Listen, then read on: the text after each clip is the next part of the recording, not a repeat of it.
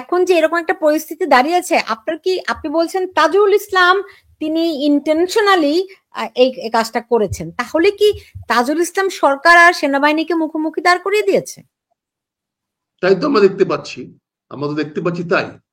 সে সেনাবাহিনীকে সঙ্গে সরকার একটা দূরত্ব সৃষ্টি করেছে এবং এখানে একটা রাজনৈতিক অচলাবস্থা সৃষ্টি করার জন্য সে অত্যন্ত সূক্ষ্মভাবে সে পায়তারা করছে। যেহেতু সে একটা অত্যন্ত ছোট ক্ষুদ্র দল প্রতিনিধিত্ব করে, যে দলের নির্বাচনে একটি আসন পাবে কিনা জানি না, আমি আশা করি 10টি বা 15টি 20টি আসন পাক, কিন্তু সেই আসনে তাজুলের তো আসার সুযোগ নাই। এবং তখন তাজুলও আর তো উকালতির ওখানে ওই প্রাইভেট উকালতি ছাড়া আর কিছু করার নাই। কাজে এখানে এখানে সে তো চাইবে যে সরকারটাকে প্রলম্বিত করা যায় কিনা, সরকারটাকে প্রলম্বিত করলে তার বেতন ভাতা ঠিক থাকবে। কাজে আমি তো বলেছি যে ম্যালাফাইডি ইন্টেনশনে অথবা হিজ ইগনোরেন্স অফ ল, এই জন্য সেই কাজটা করেছে।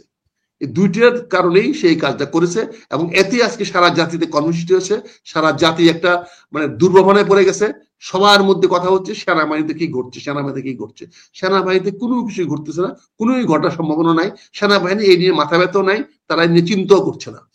তারা আইন মোতাবেক যেটা গ্রহণযোগ্য তারা সেটাই করবে, যেটা বিধি মোতাবেক তারা সেটাই করবে। তাজুলের কথা তো সেনাবাহিনী নামবে না, সেনাবাহিনী যাবে না।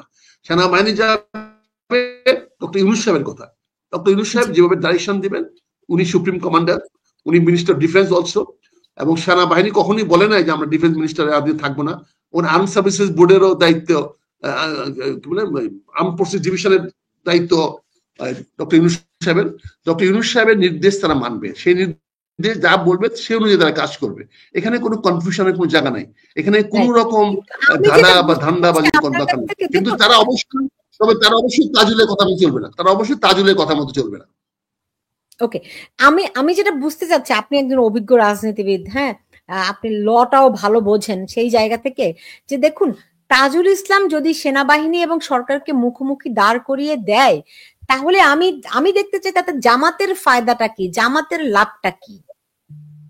জামাতে কোনো লাভ নাই তো, কিন্তু জামাতকে ফাঁসাতে চাচ্ছে, কারণ সে তো জামাত করে না। সে জামাতকে তৎকালীন শেখ হাসিনার বা সরকারি ডিজিএফআইদের প্ররোচনায় সে জামাত থেকে ভেঙে তারা এবি পার্টি করেছিল।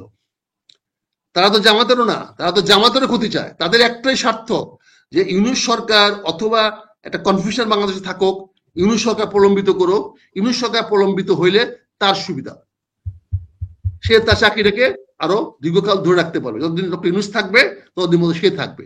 কাজে তার তো ডাইরেক্ট ইন্টারেস্ট এখানে, তার তো ডাইরেক্ট সরাসরি, সে তো জামাতেরও ক্ষতি করতেছে, সে জামাতেরও ক্ষতি করতেছে। সে চাচ্ছে না জামাতে ক্ষমতায় আসুক, কারণ আমি আপনাকে গ্যারান্টিতে বলতে পারি জামাত ক্ষমতায় আসলে তাজুলকে, জামাত ক্ষমতায় আছে না, জামাত ক্ষমতাকে নিয়ন্ত্রণ করতেছে, প্রমাণিত করতেছে। ক্ষমতায় থাকা এক জিনিস আর ক্ষমতাকে প্রমাণিত করা এক জিনিস, বুঝছেন না? কিন্তু তাজুল ক্ষমতায় আছে, কিন্তু তাজুল ক্ষমতায় আছে, তাজুল সরকারের নির্দেশে ক্ষমতায় আছে। রাইট। এখন ধরেন ফেব্রুয়ারিতে যদি নির্বাচন হয়, আপনার কি মনে হয় জামাত ক্ষমতায় আসতে পারবে? আমার তো মনে হয় শতভাগ নিশ্চিত আসতে পারবে তারা। কিভাবে? কারণ তারা সৎ, তারা দক্ষ, তাদের আর্থিক আছে, তাদের মানুষের কাছে তাদের গ্রহণযোগ্যতা আছে, তারা ধর্মপ্রাণ, তারা সৎ মানুষ, তারা আল্লাহর পক্ষের লোক। সবচেয়ে বড় কথা, তাদের প্রচুর অর্থ আছে, তারা ইলিগাল টাকা কামাইতে হয় না, তারা জনগণের কাছে গ্রহণযোগ্য। কাজে তাদের ক্ষমতায় আসার সম্ভাবনা অনেক বেশি, এবং বেশি আছে বলেই আজকে তারা এরকম একটা অবস্থান তৈরি করতে চাচ্ছে, যে অবস্থাতে বিএনপিকে আরো ক্ষতিগ্রস্ত করা যায়। তাজুল যাতে এখন তাজুল ইসলাম এরকম একটা ইনিশিয়েটিভ নিয়েছেন, সেই জন্য যে কোনো পলিটিক্যাল সরকার কি বা পলিটিক্যাল পার্টি কি তো আর্মির সঙ্গে এক ধরনের সমঝোতার মধ্য দিয়েই তাদের রাজনীতিটা কন্টিনিউ করতে হয়। তো সেই ক্ষেত্রে জামাত তাজুল ইসলামকে ডিজাউন করছে কিনা? আমার তো ওন তো তারা কখনই করে নাই, তারা তো কখনোই বলে নাই যে এবি পার্টি জামাতের অংশ। হ্যাঁ, তারা তো কখনোই বলে নাই, বুঝছেন না? তারা তো এবি পার্টির সঙ্গে তারা তো আতাত করে নাই। আপনি তো জানেন যে এবি পার্টির সঙ্গে আতাত হলে বিএনপির হবে, জামাতের তো হবে না, বুঝছেন না? সেই আলোচনায় হচ্ছে। তো এখন সেনাপ্রধান কি করবেন, মানে যেভাবে করে অগ্রসর হচ্ছেন, তাতে করে আপনার কাছে কি মনে হয় যে তিনি সঠিক পথে? আপনি জানেন যে বিভিন্ন জায়গা থেকে সেনাবাহিনীকে নানান ভাবে উস্কানি দেওয়া হয়েছে। গতকাল রাতে তো ফ্রান্স থেকে ভয়ঙ্কর রকমের উস্কানি দেওয়া হয়েছে, মানুষকেও সম্পৃক্ত করার চেষ্টা করা হয়েছে। এগুলো করে কি সেনাবাহিনীকে উত্তেজিত করতে পারবে তারা? আমার মনে হয় না, সেনাবাহিনী অনেক ম্যাচিউরড, অনেক সিজন, এবং আজকে যে অফিসার আছে এবং আজকে জোয়ান পর্যন্ত তারা ডিজিটাল আর্মি। তারা আপনার আমার মতে তারা শিক্ষিত, এখন তারা অশিক্ষিত না। এবং সিপাহীও ডিজিটাল চালাইতে পারে, তার কাছে ল্যাপটপ আছে, তার কাছে স্মার্টফোন আছে, কোথায় কি হচ্ছে না হচ্ছে প্রতিটি সিপাহী জানে। তারা জানে বাংলাদেশের জন্য কি করা দরকার এবং কি করলে বাংলাদেশে ভালো হবে।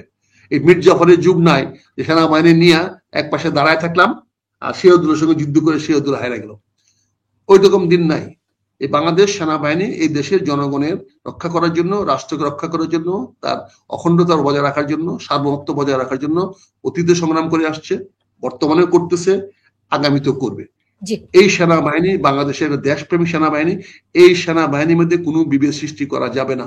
সেনা প্রধানের বিরুদ্ধে অনেক উস্কানি দেওয়া হচ্ছে এবং প্রতিটি সেনা কর্মকর্তা বর্তমান সেনা প্রধানের অধীনে অত্যন্ত লয়াল এবং নিবেদিত। তারা এই সেনাবাহিনীতে কোনো প্রকার আচর পড়তে দিবে না। তারা কিন্তু ইতিমধ্যে বলেছে আমি অফিসার থেকে আমি হেফাজতে রেখেছি, তখন তারা আইনের প্রতি শ্রদ্ধা দেখিয়েছে। তারা বলে না আমি অফিসার থেকে, হ্যাঁ, কিন্তু তুমি বিধি মোতাবেক আসো, আইন মোতাবেক আসো, আইন অনুযায়ী তুমি আসো, আইনের বাইরে তুমি কেন আসবা? তুমি তো হুমজিক্যালি একটা অফিসার লাইফ নিয়ে তুমি তো টান দিতে পারো না। তুমি কতগুলো জিনিস এক্সারসাইজ করো। তুমি ফর্মাল চার্জশিট দেওয়ার আগে তুমি কেন সরকারের আলোচনা করলা না? তারপর ফর্মাল চার্জশিট দিয়ে তুমি কেন ওয়ারেন্ট ইস্যু করাইলা? ওয়ারেন্ট ইস্যু কত সমন হতে পারতো। সে যদি সমনে এক সংশোধন না করতো তাহলে হতো। তার মানে তুমি প্রতিটা জিনিসটা কমপ্লিকেট করে ফেলতেছো with a vested interest and malafide interest. তোমার অসৎ উদ্দেশ্য নিয়ে তুমি কাজগুলো করতেছো, এটাই তো প্রমাণিত হবে। এবং আদালতকেও প্রশ্নবিদ্ধ করে ফেলতেছো। আদালতকে বলবে না বলবে সেটা প্রকাশ করে দিচ্ছ তুমি। জনাব আখতারুজ্জামান, এমনিতে আপনি বলছিলেন জামাত সৎ, জামাত হেন, জামাত তেন, তাই না? আপনি দেখেন রাজশাহীতে আজকে যে ছাত্রলীগের এক কর্মীকে যে হত্যা করে ম্যানহোলে ঢুকিয়ে রেখেছিল, তাতে যারা আসামি ছিল, মানে জেলখানায় ছিল, তাদেরকে বেকসুর খালাস দিয়ে দিল। তো আপনি জানেন যে জামাতের নিয়ন্ত্রণেই সবকিছু এখন হচ্ছে, তাহলে তারা কেমন করে আইনের প্রতি শ্রদ্ধাশীল থাকলো? বেকসুর খালাস কি জামাত দিয়েছে? আদালত দিয়েছে। আদালত যদি বেকসুর খালাস দিয়ে থাকে, জামাত তো সবকিছু নিয়ন্ত্রণ করছে, তাই না? না, আমাদের নিয়ন্ত্রণ জামাত তো সরকার নিয়ন্ত্রণ করছে, আদালত নিয়ন্ত্রণ করছে না। আদালত নিয়ন্ত্রণ করছে এই সরকার, অ্যাটর্নি জেনারেল। অ্যাটর্নি জেনারেল তো জামাতের লোক না। অ্যাটর্নি জেনারেল জামাতেরই লোক।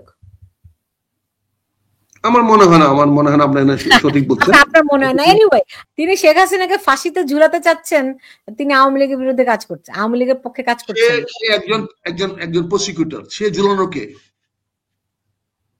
তিনি তো বলছেন ঝুলানো কে?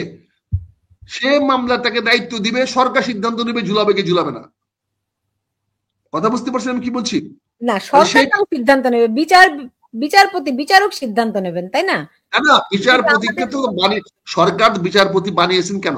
ট্রাইব্যুনাল গঠন করেছেন কেন? শেখ হাসিনা বিচার করার জন্যই তো। এই সামরিক বাহিনীদের যারা বিভিন্ন সময় অন্যায় করেছে তাদের বিচার করার জন্য তো ইন প্রিন্সিপাল সরকার এগ্রি করছে বলেই সরকার এই আইনটা করে আইনের অনুযায়ী কোর্ট করেছেন, প্রসিকিউটর নিয়োগ দিয়েছেন, তদন্ত কর্মকর্তা নিয়োগ দিয়েছেন, এবং তারা অপেক্ষা করে আছে এটা হবে। এবং আমার প্রশ্ন হচ্ছে যে আপনি এটা 2 দিন পরে করতেন, একদিনের নোটিশ দিয়ে। তাজুল ইসলাম সরকারেরই লোক। বিচারক যদি সরকারের লোক হয়ে থাকেন, তাজুল ইসলাম সরকারের লোক। বিচার তো 100% সরকারি লোক, সরকার বিচার তো সরকার। কিন্তু প্রসিকিউটর তো ভাড়া করা, যে বিল্ডিং বানায় সরকারি বিল্ডিং, কন্ট্রাক্টর তো সরকার না, ঠিকাদার কি সরকার? বলেন যে সরকারের যে বিডিবি আর আপনাদের বিডিবি তো এক না। সরকার এক জিনিস আর সরকার না। এটা বুঝতে হবে, এই জিনিসগুলো আমাদের ক্লিয়ার হইতে হবে, না হলে আমরা কনফিউশন হয়ে যাব এবং আমরা ভুল দিকে ধাবিত হব। আচ্ছা, এখন বলুন সেনাবাহিনী কি করছে, কিংবা জেনারেল ওয়াকারুজ্জামান কি করছেন? তাদের ইয়েটা কি, তারা কিভাবে হ্যান্ডেল করছে জিনিসটা? ওনার তো কিছু হ্যান্ডেল করে কিছু নেই। ওনার তো একজন বলে দিয়েছেন যে আমরা আইনি ব্যাখ্যা চেয়েছি, আইনি ব্যাখ্যা পাইলে পরে আমরা তাদেরকে জানিয়ে দিব। তারা বলছে তাদের 15 জন তাদের নিয়ন্ত্রণে আছে বা হেফাজতে আছে, তাদেরকে যে কোনো সময় হাজির করতে পারবে। আর একজন পালিয়ে গেছেন, পলাতক আছেন, সেটা নিয়ে। কারণ সেনাবাহিনী তো বলে নাই যে আমরা এটা, কিন্তু সেনাবাহিনীর কত প্রসিডিউর তো আছে, সে আইনগত ভিত্তি তারা চেয়েছে, তারা আইনি ব্যাখ্যা তারা তাদের জ্যাক ব্রাঞ্চের মাধ্যমে সরকারের কাছে চেয়েছে। সরকার যদি বলে হ্যাঁ আমি অনুমতি দিয়েছি দাও, তাহলে তারা তারা কোর্ট মার্শাল করবে, তাদেরকে চাকরি থেকে চ্যুত করবে, তারপরে দিবে। It will take time. কারণ 22 তারিখে তারা দিতে পারবে কিনা আমি জানি না।